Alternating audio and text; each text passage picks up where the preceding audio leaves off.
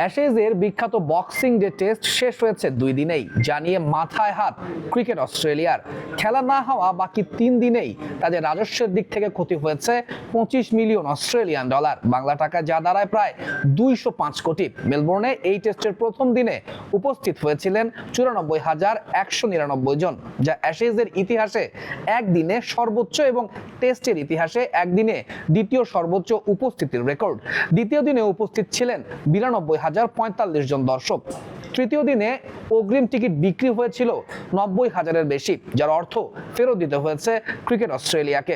শুধু তাই নয়, দ্রুত ম্যাচ শেষ হওয়ায় আইসিসি যেমন প্রশ্ন তুলছে উইকেট নিয়ে, তেমনি সম্প্রচার স্বত্ব নেওয়া প্রতিষ্ঠান সহ সকল স্টেক হোল্ডাররাও হয়েছে ক্ষুব্ধ। পাশাপাশি লোকসান হয়েছে খাদ্য ও বিনোদনজনিত সামগ্রী বিক্রির দিক থেকেও।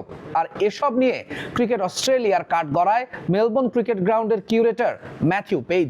তার দাবি, তৃতীয় দিনে প্রচন্ড গরম পড়ার আশঙ্কা থেকেই মেলবোর্নে 10 মিলিমিটার ঘাস রাখা হয়েছিল। তবে পিচের এমন আচরণ দেখে তিনি নিজে অবাক হয়েছেন।